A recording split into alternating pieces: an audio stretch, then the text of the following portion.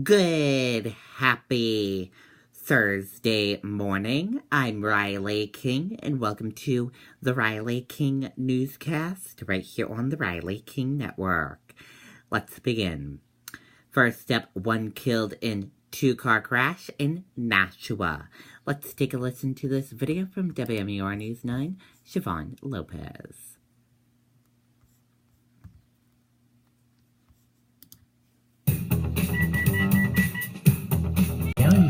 Everything. And your family can too. We want a juice box. The 2017 Mitsubishi Outlander with standard third row seating. One of America's safest crossovers. This month at Lovering Mitsubishi, lease the 2017 7-passenger Outlander, a 2017 IIHS Top Safety Pick Plus for only $269 a month. Lovering Mitsubishi, cars you love from people you trust.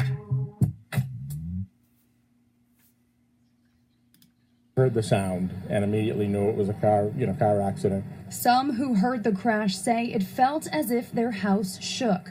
Both cars involved were badly damaged. Both drivers were trapped. Both occupants, one in each vehicle, were trapped, and we had to use the extrication equipment to get both occupants out. Before emergency crews arrived, it was several other drivers and neighbors who were trying to help, one grabbing a hammer to smash a window of the red car as the doors were locked. A couple of people were just trying to get into the back seat, maybe to recline the seat that the woman was on. Witnesses say someone opened the glove box to find out what her name is so they could talk to her and let her know she wasn't alone, holding her hand until firefighters arrived. Everyone was trying to do what they could, and a bystander happened by who knew CPR, and he was trying to do what he could to help her. That was continued through the extrication process as well as on the way to the hospital. There were no passengers in either vehicle. Because of the severity of the crash, trauma teams were activated for both victims.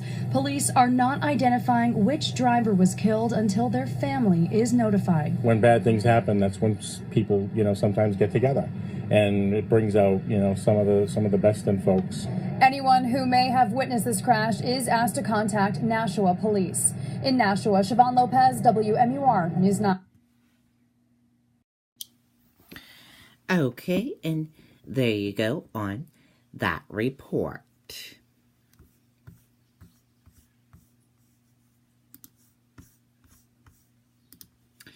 Boston's Amazon bid focuses on East Boston site, mayor says. Let's take a listen to the video from WCVB Boston.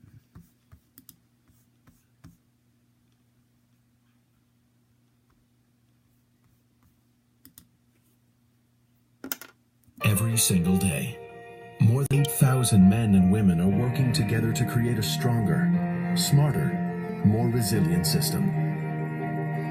So the 3.5 million people we serve have the energy they need.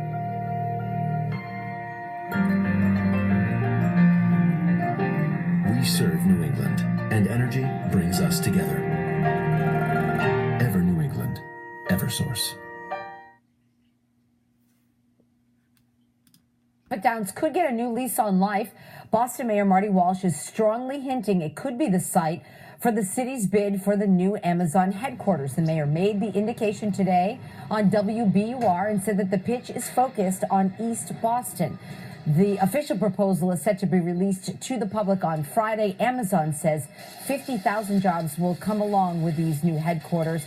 Any city hoping to land it has until tomorrow to submit those proposals. And you may remember that Suffolk Downs was the proposed site of the state's third casino. East Boston voters rejected that idea back in 2013. The property's sale was approved earlier this year to a major Boston-based real estate development company. Okay, and there you go on that report. And the final announcement won't be made until next year.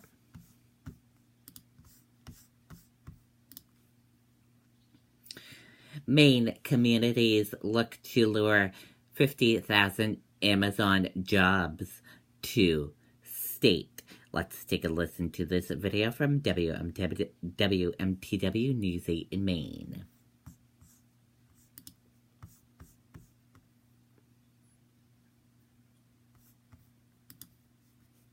With technology, Spectrum delivers. With superior picture and sound and the fastest internet starting speeds for the price. Plus, Spectrum Voice lets you talk all you want with unlimited nationwide calling. Spectrum TV, internet, and voice. $29.99 per month each. Officials at the Midcoast Regional Redevelopment Authority say they are making a bid to bring Amazon East Coast's headquarters to Maine. The online retail giant is scouting locations. Portland Press Herald is reporting that the town of Scarborough is also making a play to host the new headquarters. Okay, and there you go on that report. Very cool indeed. Maine, New Hampshire, Boston, and other cities as well are making bids. State pension funds continue to fall behind. Here's how much you owe. Voters worried that Congress and White House can't tame federal borrowing may be overlooking another big debit bomb closer to home.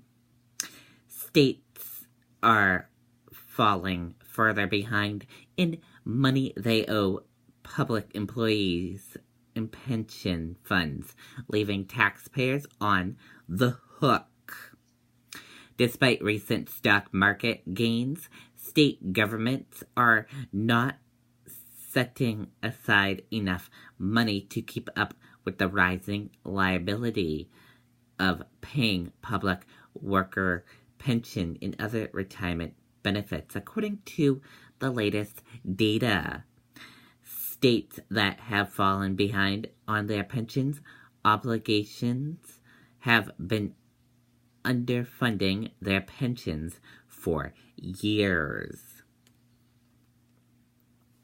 Voters worried that Congress and White House can't tame federal borrowing money be overlooking another big debit bomb closer to home.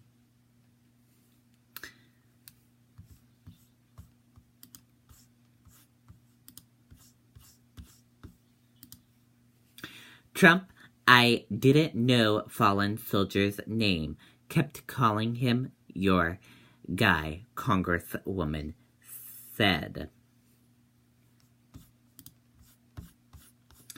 Let's take a listen to the video from ABC News.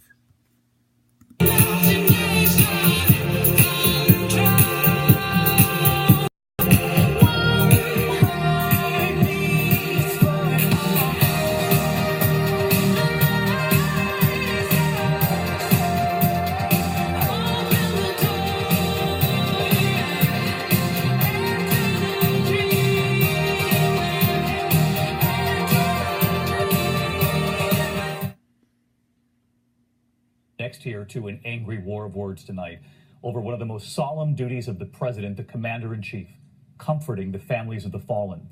A task rarely discussed, but the president brought it up this week, comparing himself to his predecessors. And now tonight, one of his own calls to this widow under growing scrutiny. Here's ABC senior White House correspondent Cecilia Vega. Maisha Johnson was there to receive her husband's remains, their 6-year-old daughter by her side, Johnson 6 months pregnant with their third child. As she wept over Sergeant LaDavid Johnson's flag-draped coffin, she gave a last kiss. Just moments before, that phone call from President Trump, Maisha Johnson answered in the car, and listening on speakerphone, her local Congresswoman, Democrat Frederica Wilson. I heard him say, well, I guess you know he knew what he was signing up for, but it still hurts. And I couldn't believe that he said that. Wilson says the president never mentioned Sergeant Johnson by name. He kept referring to him as your guy. He never called his name.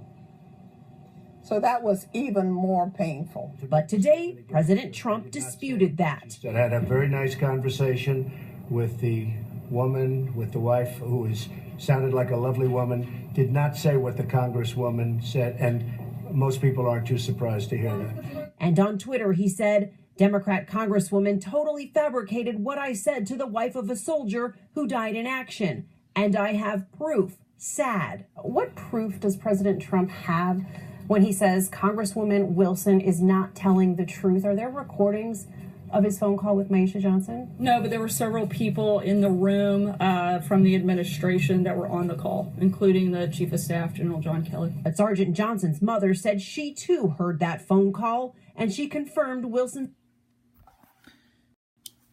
Okay, and there you go on that report. And that does it for the Riley King Newscast right here on the Riley King Network. I hope you all have a great rest of your Thursday, and I'll see you back here later on today. Goodbye, everyone.